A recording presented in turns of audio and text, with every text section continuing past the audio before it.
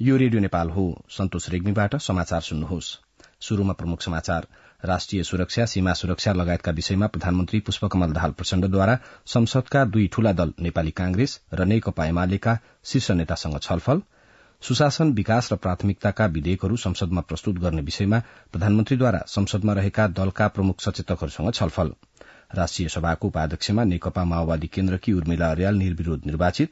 Nepal oil निगमद्वारा petroleum पदार्थमा मूल्य वृद्धि र शक्तिशाली भूकम्पका कारण टर्की र सिरियामा 3700 बढ़ीको मृत्यु। सुन त, भोलिको मिटिङको लागि सबैलाई फोन गर्यो? छैन सर, मेरो मोबाइलमा ब्यालेन्स नै थिएन। अलि पछि गर्छु ल्यान्डलाइनबाट। ल हेर, मोबाइलमा ब्यालेन्स छैन भनेर हुन्छ? तिमीलाई थाहा छैन यस कार्यालयले नेपाल टेलिकमको कर्पोरेट युजर ग्रुप अर्थात सीयूजी सेवा लिएको छ। तिम्रो नम्बरलाई पनि सीयूजीमा सहभागी गराउ न। अनि सर, मेरो त प्रिपेड नम्बर हो नि। अहिले नेपाल टेलिकमले प्रिपेड र पोस्टपेड दुवै फोनमा सीयूजी सेवा लागू गरिसकेको छ। सीयूजीमा आबद्ध भएपछि हाम्रो कर्मचारीहरू बीच निशुल्क र नेपाल टेलिकमको नेटवर्कमा सस्तो दरमा फोन तथा एसएमएस गर्न र डाटा चलाउन पाइन्छ नि। तिमीलाई थप जानकारी चाहिएमा नेपाल टेलिकमको वेबसाइट www.ntc.net.np मा हेर न। नेपाल टेलिकम, राष्ट्रको संचार।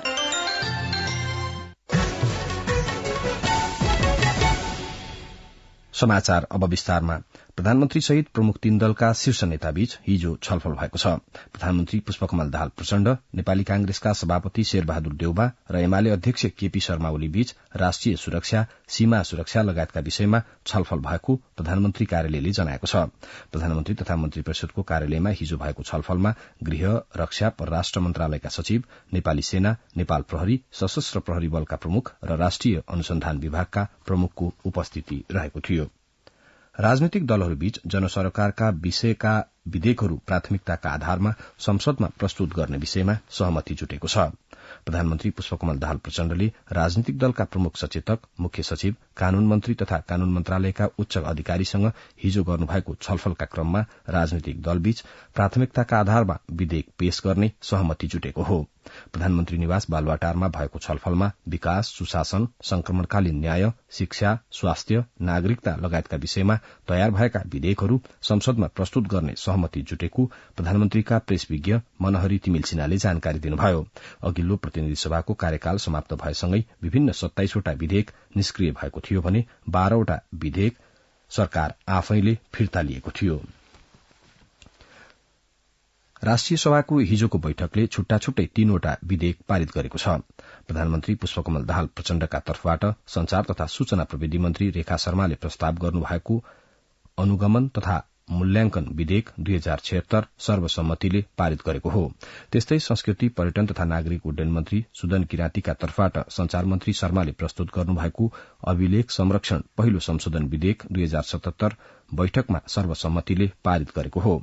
त्यसैगरी कृषि तथा पशुपक्षी विकास मन्त्री ज्वाला कुमारी शाहले प्रस्तुत गर्नुभएको खाद्य स्वच्छता तथा गुणस्तर विधेयक 2077 पनि बैठकको सर्वसम्मतिले पारित गरेको छ। आगामी शुक्रबार दिउँसो 3 बजे प्रतिनिधि सभा र राष्ट्रिय सभाको संयुक्त बैठक बस्ने भएको छ। बैठकलाई राष्ट्रपति विद्यादेवी भण्डारीले सम्बोधन गर्नुहुने कार्यक्रम रहेको छ।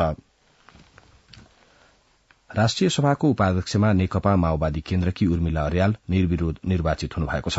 उपाध्यक्ष पदमा उहाँको मात्रै उम्मेद्वारी परेको भन्दै राष्ट्रिय सभाको हिजोको बैठकमा अध्यक्ष गणेश प्रसाद तिमिल सिन्हाले अर्याल निर्विरोध रूपमा निर्वाचित हुनुभएको घोषणा गर्नुभयो।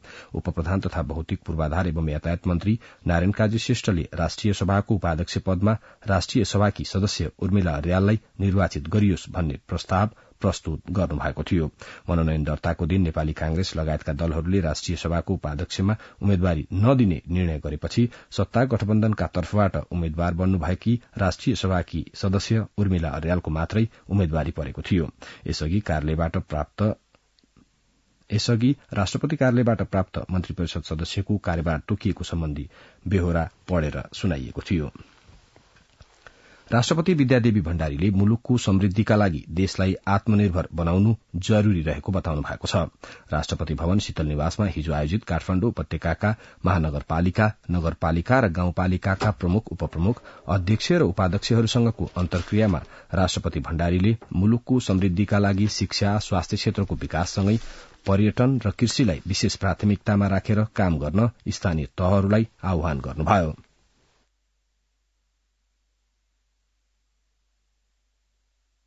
सार्वजनिक शिक्षा तथा स्वास्थ्य, शुद्ध पिउने पानी, सरसफाई, पर्यटन र कृषिलाई हरेक स्थानीय तहले आफ्नो परिवेश अनुकूलका योजना तथा कार्यक्रम तर्जुमा गर्दा विशेष प्राथमिकतामा राख्न म हार्दिक यहाँहरूलाई आह्वान गर्दछु। पानीका स्रोतहरूको संरक्षण गर्न, भूक्षय रोक्न तथा हाम्रो आफ्नै खाद्य एवं औषधीय उपयोगलाई भरथेक गर्न बहुउपयोगी बिरुवा रोप्ने कार्यलाई स्थानीय तहहरूले अभियानका रूपमा सञ्चालन गर्नु पर्दछ। राष्ट्रपति भण्डारीले मुलुकको चुलिँदो व्यापार घाटालाई कम गर्ने एउटा महत्वपूर्ण माध्यम बिजुली भएकाले विद्युतीय सवारी साधनको प्रयोग र घरायसी प्रयोजनका लागि विद्युतीय चुलोको प्रयोग बढ़ाउनेतर्फ स्थानीय तहहरूले विशेष पहल कदमी गर्नुपर्ने बताउनुभयो। राष्ट्रपति भण्डारीले स्थानीय तहहरूमा स्थानीय न्यायिक समिति मार्फत विवाद मिलाउने काम प्रभावकारी देखिएको भन्दै प्रशंसा पनि गर्नुभयो। उहाँले स्थानीय न्यायिक समितिहरूलाई अझ बढ़ी दक्ष बनाउन क्षमता विकास गर्दै लैजानुपर्नेमा जोड़ दिनुभयो। काठमाडौँ उपत्यकाको समस्याका रूपमा रहेका नदी नाला प्रदूषण हुने अवस्था, फोहोर मैलाको व्यवस्थापन, ट्राफिक व्यवस्थापन र समग्र विकासका लागि तीनै तहको सरकार अझ बढ़ी हातैमालो गरी अघि बढ़नु आवश्यक रहेको राष्ट्रपति भण्डारीले बताउनुभयो। अन्तर्क्रिया कार्यक्रममा काठमाडौँ उपत्यकाका विभिन्न पालिकाका प्रमुख तथा उपप्रमुखहरूले काठमाडौँ उपत्यकामा कतिपय स्थान निकै दुर्गम रहेकाले त्यसको विकासका लागि संघ सरकारले पालिकाहरूलाई विशेष बजेटको व्यवस्था गर्नुपर्ने माग गर्नुभयो। स्थानीय जनप्रतिनिधिहरूले स्थानीय तहको निर्वाचनमा विवरण ठिलो गरी बुझाइएका र नबुझाएका निर्वाचित जनप्रतिनिधि र उम्मेद्वारहरूलाई निर्वाचन आयोगले जरिवाना गरेकोमा जरिवाना मिनाहा गर्नुपर्ने अथवा केही दिनको समय दिएर विवरण भर्ने मौका दिनुपर्ने राष्ट्रपति मार्फत माग पनि गर्नुभयो। कार्यक्रममा ललितपुर महानगरपालिकाका प्रमुख चिरीबाबु महर्जनले विकास निर्माणका कुरामा तीनै तहको सरकार मिलेर अघि बढ़दा प्रभावकारी हुने सुझाव दिनुभयो। काठमाडौँ महानगरपालिकाकी उपप्रमुख सुनिता डंगोलले जनचासोका विषय र दिगो विकासका कुरालाई आफूहरूले प्राथमिकतामा राखेर काम अघि बढ़ाएको बताउनुभयो। प्रधानमन्त्री पुष्पकमल दाहाल प्रचण्डले सरकारी वकिलले दिने सेवालाई थप प्रभावकारी बनाउनु पर्ने बताउनु भएको छ। महान्यायाधिवक्ता कार्यालयको हिजो अवलोकन तथा निरीक्षणका क्रममा उहाँले सक्षम र व्यावसायिक रूपमा सेवालाई प्रभावकारी बनाउनु पर्ने बताउनुभयो। प्रधानमन्त्री प्रचण्डले सरकारी वकिलका लागि छुट्टै पारिश्रमिक सेवा सम्बन्धी कानून निर्माण गर्ने प्रतिबद्धता त्यस क्रममा व्यक्त गर्नुभयो। प्रधानमन्त्री कार्यालयमा सरकारी वकिलको इकाई राख्ने विषयलाई उच्च प्राथमिकतामा राखिने उहाँले आश्वासन दिनुभयो। कार्यक्रममा महान्यायाधिवक्ता दिनमणि पोखरेलले सरकारी वकिलका लागि छुट्टै पारिश्रमिक सेवा सम्बन्धी कानून निर्माण गर्न प्रधानमन्त्रीलाई आग्रह गर्नुभयो। नेपाली कांग्रेसका नेता डाक्टर शेखर कोइरालाले नेपाली कांग्रेस सरकारमा सहभागी नहुने बताउनु भएको छ। चितवनमा हिजो पत्रकारहरूसँग कुराकानी गर्नुहुँदै उहाँले राष्ट्रपति पदमा कांग्रेसको उम्मेद्वार हुने भए पनि कांग्रेस सरकारमा सहभागी नहुने स्पष्ट पार्नुभयो। राष्ट्रपतिको निर्वाचनमा राष्ट्रिय सहमतिको प्रयास गरिने उहाँले बताउनुभयो। पत्रकार सम्मेलनमा पत्रकारहरूद्वारा सोधिएको प्रश्नको जवाफमा उहाँले प्रेस स्वतन्त्रता नेपाली कांग्रेसका लागि सबैभन्दा महत्वपूर्ण भएको उल्लेख गर्नुभयो। निर्वाचनको समीक्षा लगायतका विभिन्न विषयमा छलफल गर्न नेकपा एमालेको केन्द्रीय कमिटिको 5औं बैठक माघ 29 गते बस्ने भएको छ। गत मंसिर 4 गतेको प्रतिनिधि सभा र प्रदेशसभा सदस्यको निर्वाचनपछि एमालेको केन्द्रीय कमिटिको पहिलो बैठक बस्न लागेको हो। एमाले केन्द्रीय सदस्य एवं केन्द्रीय प्रचार विभागका उपप्रमुख विष्णु रिजालले बैठकमा मुख्य गरी निर्वाचन समीक्षा, समसामयिक राजनीतिक स्थिति र सांगठनिक सुदृढीकरण बारे छलफल हुने जानकारी दिनुभयो। पार्टीको सचिवालय बैठक माघ 26 गते बस्ने तय भएको पनि उहाँले बताउनुभयो। संचार तथा सूचना प्रविधि मन्त्री रेखा शर्माले प्राथमिकताका आधारमा संचार सम्बन्धी कानूनलाई मूर्त रूप दिइने बताउनु भएको छ। नेपाल पत्रकार महासंघले हिजो संचारग्राममा आयोजना गरेको कार्यक्रममा मन्त्री शर्माले प्रविधिको विकाससँगै संचार क्षेत्रको नियमन आवश्यक भएकोमा जोड़ दिनुभयो। उहाँले पत्रकार महासंघ लगायतका सरकारवाला संस्थालाई संचार क्षेत्रमा रहेका नीतिगत सुधारका लागि जतिसक्दो चाँडो सुझाव दिन आग्रह पनि गर्नुभयो। मुलुकको विकास र परिवर्तनका लागि आम संचार क्षेत्रको भूमिका महत्वपूर्ण रहेको उहाँले बताउनुभयो। कार्यक्रममा संचार तथा सूचना प्रविधि मन्त्रालयका सचिव डाक्टर वैकुण्ठ अर्यालले महासंघले उठाएका विषयमा सरकारको ध्यानाकर्षण भएको बताउनुहुँदै संचार प्रतिष्ठानको स्थापना गर्ने सम्बन्धमा विभिन्न चरणमा छलफल भइरहेको बताउनुभयो। नेपाल पत्रकार महासंघका अध्यक्ष विपुल पोखरेलले संसदमा छलफल भएका र छलफलका क्रममा रहेका संचार सम्बन्धी कानूनलाई पूर्णता दिन मन्त्री शर्मा समक्ष आग्रह गर्नुभयो। सरकारले सबै दलित र विपन्न परिवारका लागि सुरक्षित आवासको व्यवस्था गर्ने लक्ष्यका साथ अघि बढ़ाएको जनता आवास कार्यक्रम अन्तर्गत बारा, पर्सा र रौतहटका 3100 दलित तथा विपन्न परिवारले पक्की घर पाएका छन्। कष्टकर जीवनयापन गर्दै आएका दलित र विपन्न परिवारले पक्की आवास पाएपछि हर्ष व्यक्त गरेका छन्। वीरगंजबाट ध्रुव अधिकारीको यो रिपोर्ट। जनता आवास कार्यक्रम अन्तर्गत विगत 6 वर्षको अवधिमा मध्य प्रदेशको पर्सा, बारा, रौतहट जिल्लामा 3100 पक्की घर निर्माण सम्पन्न भई दलित तथा विपन्न परिवारलाई हस्तान्तरण गरिसकिएको र 2080 घर निर्माण कार्य अन्तिम चरणमा पुगेको शहरी विकास तथा भवन कार्यालय पर्साका प्रमुख मदन रायले बताउनुभयो। हामीले 74-75 देखि जनता आवास निर्माण कार्य शुरू गरेका छौं। हालसम्म 4550 घर हामीले निर्णय गरेका छौं, जसमा 3100 घर हामीले निर्माण गरिसकेका छौं र अहिले आएर 2080 घर अझै अन्तिम चरणमा रहेको छ। विभिन्न चुनौतीहरूको बावजुद गत आर्थिक वर्ष 2073-74 देखि आर्थिक वर्ष 2078-79 सम्मको अवधिमा बारा, पर्सा, रौतहटमा विपन्न तथा दलित वर्गका परिवारलाई सरकारले पक्की घर बनाइदिने निर्णय गरेपछि दलित परिवारमा खुशियाली छाएको छ। वीरगंज महानगरपालिका वाडा नम्बर 16 इनरुवामा जनता आवास कार्यक्रम अन्तर्गत पक्की घर उपलब्ध भएपछि खुशी हुँदै स्थानीय मदन राम, हमनी के घर जौन बनल बा बहुत अच्छा से बनल बा, हमनी के पैसा भी अच्छा से आइल बाटे, काम भी सम्पन्न कर देला बानी छ, एकदम खुशी बानी छ। सरकारले बरण्डा सहित निर्माण गरेको 2 कोठे पक्की घरका लागि प्रति घर 3,50,000 रुपैयाँको दरले बजेट छुट्याएको छ। अति विपन्न तथा दलित समुदायलाई आवास उपलब्ध गराउने सरकारी योजना अनुसार गत आर्थिक वर्ष 2073-74 देखि रौतहट, बारा, पर्सा लगायतका जिल्लामा जनता आवास कार्यक्रम सञ्चालन भइरहेको छ। दलितको घर बनेपछि आफूहरू पनि उत्साहित भएको घर निर्माणका लागि खटिनु भएका इन्जिनियर रोशन शाहले बताउनुभयो। पक्की घरमा उनीहरू बस्दाखेरि उनीहरूको उत्साह हेरेर हामी पनि उत्साहित छौं। बारा, पर्सा, रौतहटका दलित तथा विपन्न समुदायले घर पाएपछि उनीहरूको जीवनशैलीमा परिवर्तन आएको छ। इन्जिनियर शाह राम्रै बसिरहेको उत्साहित छन्। अहिले 2 कोठी घर बनेछ, पहिले एउटै छाप्रोमा बस्नुपर्ने अवस्था थियो। वर्षौंदेखि फुसको छाप्रोमा जीवन गुजार्दै आएका दलित तथा विपन्न समुदायलाई सरकारले ल्याएको जनता आवास कार्यक्रमले खुशी मात्रै होइन, उनीहरूको जीवनशैलीमा आमूल परिवर्तन पनि ल्याएको छ। यो कार्यक्रमलाई देशव्यापी रूपमा विस्तार गरेर सम्पूर्ण विपन्न तथा दलित वर्गको पहुँचमा पुर्याउनु पर्ने आवश्यकता देखिएको छ। ध्रुव अधिकारी, रेडियो नेपाल, वीरगंज। ए छोरा, के छ हाल खबर? पढाइ कस्तो चल्दैछ? सबै राम्रै चल्दैछ। अनि त्यहाँ के छ बुवा? यहाँ पनि सबै राम्रो छ। ल, तेरो आमासँग कुरा गर। पर्दैन, किन धेरै पैसा खर्च गर्नुहुन्छ? किन टेन्सन लिन्छस् बाबु? हामी जस्ताको लागि एनटिसी को कल इन्डिया प्याक छँदैछ नि। इन्डिया कल गर्न त कस्तो सस्तो पो छ त त्यसमा। ल, त्यसो भए ढुक्कले कुरा गरौँ न त। सेवा सुचारू गर्नका लागि *1415# डायल गर्नुहोस्। नेपाल टेलिकम, राष्ट्रको सञ्चार। अब बाँकी समाचार। राष्ट्रपति विद्यादेवी भण्डारीले शिक्षा, विज्ञान तथा प्रविधि मन्त्रालय र श्रम, रोजगार तथा सामाजिक सुरक्षा मन्त्रालयको कार्यभार प्रधानमन्त्री पुष्पकमल दाहाल प्रचण्डलाई तोक्नु भएको छ। शिक्षा, विज्ञान तथा प्रविधि मन्त्री शिशिर खनाल र श्रम, रोजगार तथा सामाजिक सुरक्षा मन्त्री डोल प्रसाद अर्यालले राजीनामा दिनु भएपछि रिक्त रहेको दुवै मन्त्रालयको कार्यभार प्रधानमन्त्री प्रचण्डलाई तोक्नु भएको राष्ट्रपति भवनले हिजो जारी गरेको विज्ञप्तिमा जनाइएको छ। रिक्त रहेका दुवै कार्यालयको कार्यभार तोक्न प्रधानमन्त्री प्रचण्डले राष्ट्रपति समक्ष सिफारिश गर्नुभएको थियो। नेकपा एमालेको केन्द्रीय कृषि तथा पशुपक्षी विभागले कृषि क्षेत्रमा सरकारले तत्कालीन र दीर्घकालीन रूपमा गर्नुपर्ने कामका बारेमा दृष्टिकोणको खाकासहित कृषि तथा पशुपक्षी विकास मन्त्री ज्वालाकुमारी शाहलाई हिजो सुझाव दिएको छ।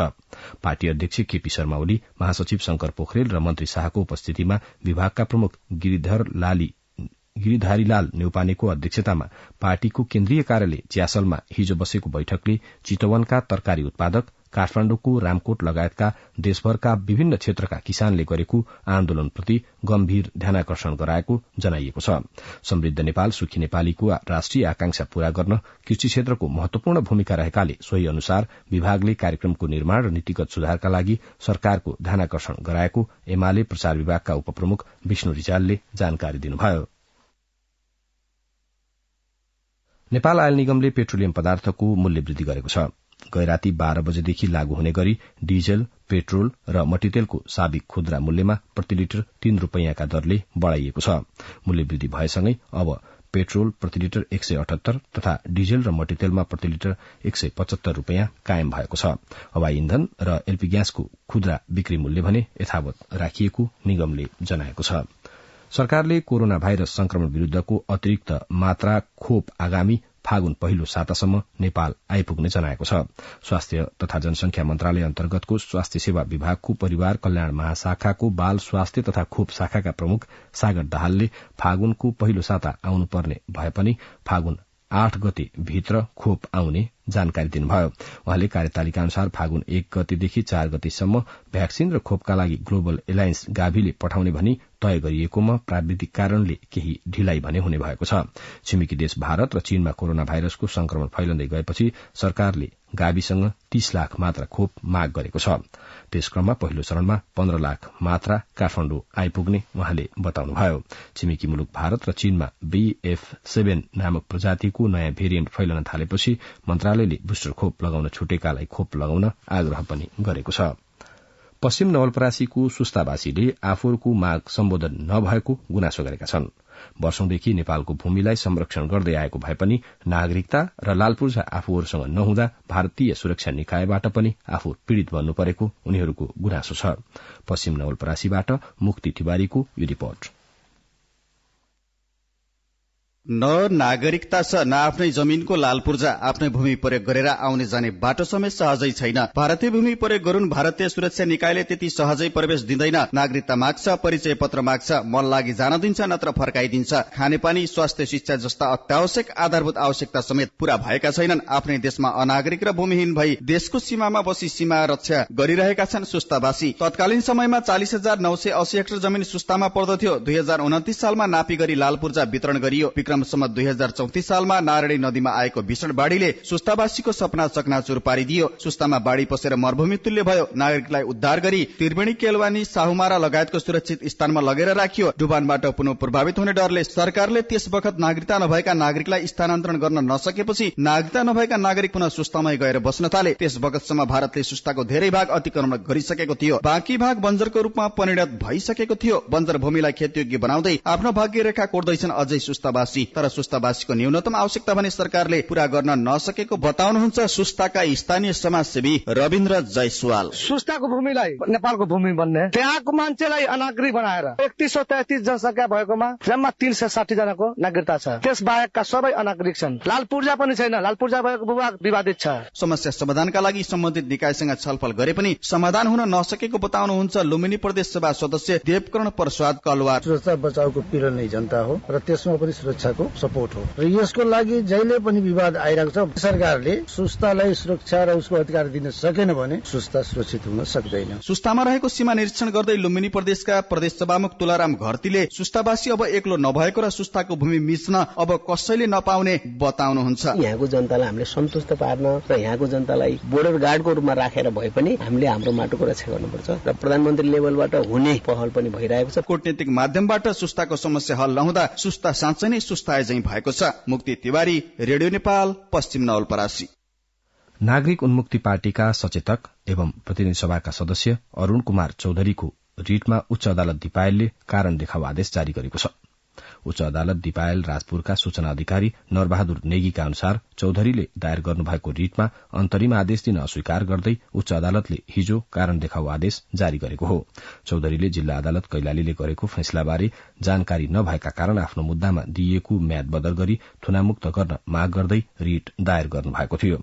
उच्च अदालतका न्यायाधीश अर्जुन प्रसाद कोइरालाको एकल इजलासले चौधरीको मुद्दामा अन्तरिम आदेश जारी गर्नु नपर्ने कारण वा प्रमाण भए 15 दिनभित्र अदालतमा उपस्थित हुन सम्बद्ध पक्षलाई आदेश गरेको छ। 13 वर्ष अघिको आगजनी मुद्दामा सांसद चौधरी सहित 3 जनालाई जिल्ला अदालत कैलालीले 6 महिना कैद र 8 लाख रूपियाँ बढ़ी क्षतिपूर्ति तिर्न आदेश दिएको थियो। अब केही अन्तर्राष्ट्रिय समाचार। टर्की र सिरियामा गएको 2 ठूला विनाशकारी भूकम्पमा परि मृत्यु हुनेको संख्या 3700 नागेको छ। दक्षिण टर्की र उत्तरी सिरियामा भूकम्पले अधिक क्षति पुर्याएको र त्यहाँ भत्केका घरहरूमा फँसेकाहरूको खोजी र उद्धार कार्य जारी रहेको अन्तर्राष्ट्रिय संचार संस्थाहरूले उल्लेख गरेका छन्। हिजो एकै दिनमा दक्षिण टर्कीलाई केन्द्रबिन्दु बनाई 7.8 र 7.5 म्याग्निच्युडको 2 शक्तिशाली भूकम्प गएको थियो। भूकम्पमा परि टर्कीमा कम्तीमा 2300 र सिरियामा 1400 गरी 3700 को मृत्यु भएको अधिकारीहरूले जनाएका छन्। भूकम्पमा परि हजारौंको संख्यामा व्यक्तिहरू भग्नावशेषमा पुरिएका कारण मृत्यु हुनेको संख्या बढ़न सक्ने अन्तर्राष्ट्रिय संचार माध्यमहरूले उल्लेख गरेका छन्। यसैबीच प्रधानमन्त्री पुष्पकमल दाहाल प्रचण्डले टर्कीमा भूकम्पमा परि दर्जनौं नागरिकको मृत्यु भएको घटनाप्रति दुःख व्यक्त गर्नुभएको छ।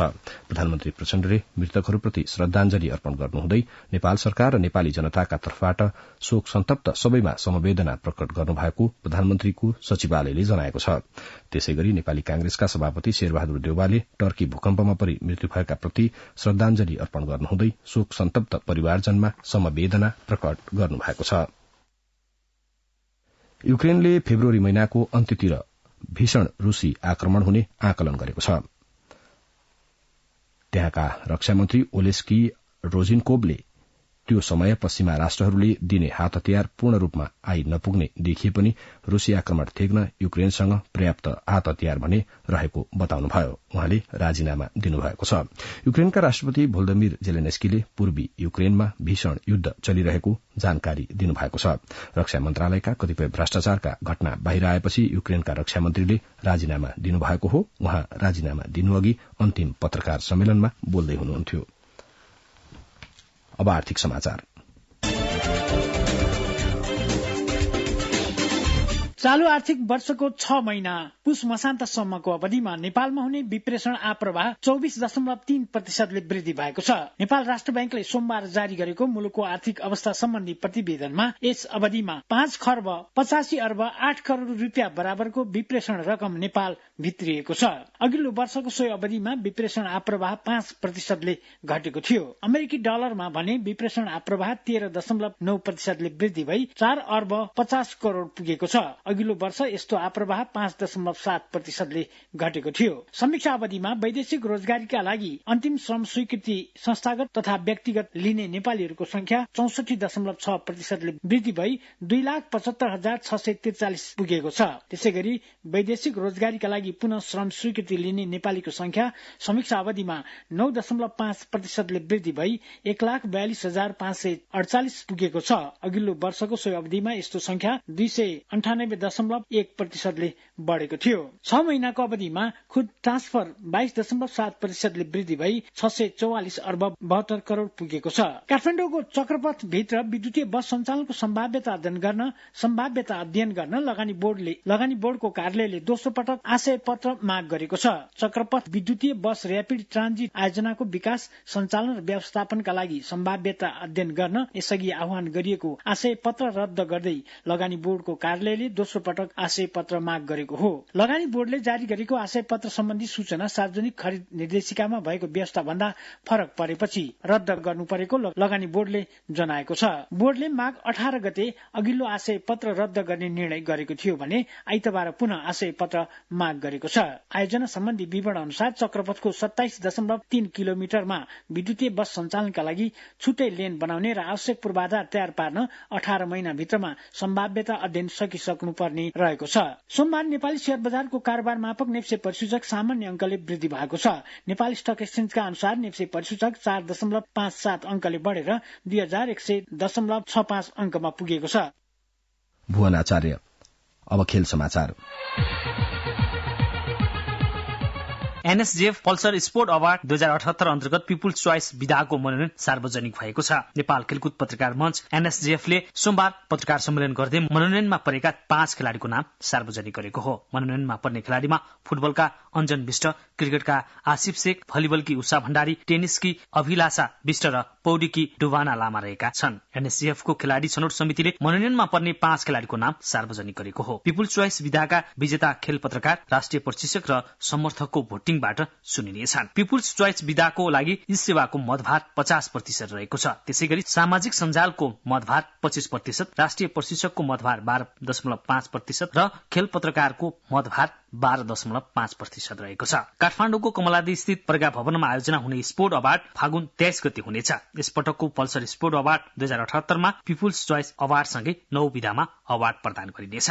यस वर्षको गोल्डेन एथलेटिक मिटमा पुलिसका तेजबहादुर कार्की र लुम्बिनी प्रदेशकी निशा चौधरी सर्वोत्कृष्ट खेलाडी चुनिएका छन्। एथलेटिक्स परिवार नेपालद्वारा आयोजित प्रतियोगितामा कार्की र चौधरी सर्वोत्कृष्ट खेलाडी चुनिएका हुन्। सोमबार सम्पन्न प्रतियोगिताको 5000 मिटर पुरुष दौड़मा एफीएफका सञ्जीव नेपाली पहिलो भए। पुलिसका सन्तोष नाथ योगी दोस्रो र पुलिसकै प्रकाश सिंह तेस्रो भए। महिला 5000 मिटरमा बागमती प्रदेशकी सन्तोषी श्रेष्ठ पहिलो बनिन्। पुलिसकी राममाया बुढा दोस्रो र पुलिसकै रेखा विष्ट तेस्रो बनिन्। पुरुष 200 मिटर दौड़मा एफीएफका शिवराज पार्की पहिलो बने। एफीएफकै निर प्रताप महतो दोस्रो र काठमाडौँका अरूण महतो तेस्रो बने। महिला प्रतिस्पर्धामा दाङकी निशा चौधरी पहिलो बनिन्। एफीएफकी रमिता कुमारी थारू दोस्रो र पुलिसकी लक्ष्मी साउद तेस्रो बनिन्। प्रतियोगितामा विभागीय सहित 300 खेलाडीले सहभागिता जनाएका थिए।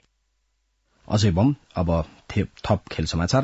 नेपाल क्रिकेट संघ क्यानले राष्ट्रिय क्रिकेट टोलीको मुख्य प्रशिक्षकमा भारतीय प्रशिक्षक मोन्टी देसाईलाई नियुक्त गरेको छ।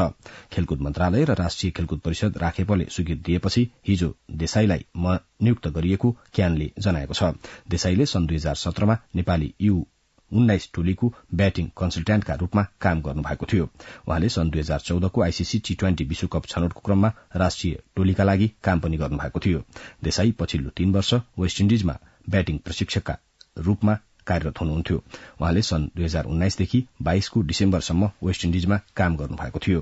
क्यानले मुख्य प्रशिक्षकका लागि खुला गरेको आवेदनमा उहाँसहित विभिन्न 24 जनाले आवेदन दिएका थिए। अब मौसम। आज देशका पहाड़ी भागमा आंशिकदेखि सामान्य बदलिरही प्रदेश नम्बर 1 बागमती, गण्डकी र कर्णाली प्रदेशका उच्च हिमाली तथा पहाड़ी भेगका केही स्थानमा हल्का हिमपात हुने जल तथा मौसम विज्ञान विभागले जनाएको छ।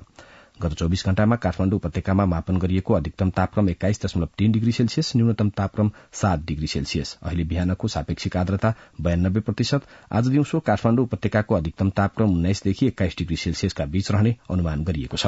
काठमाडौँ उपत्यकामा सूर्योदय अघि बिहान 6:47 भयो भने सूर्यास्त भरे साँझ 5:49 हुनेछ। अन्त्यमा प्रमुख समाचार पुनः एकपटक।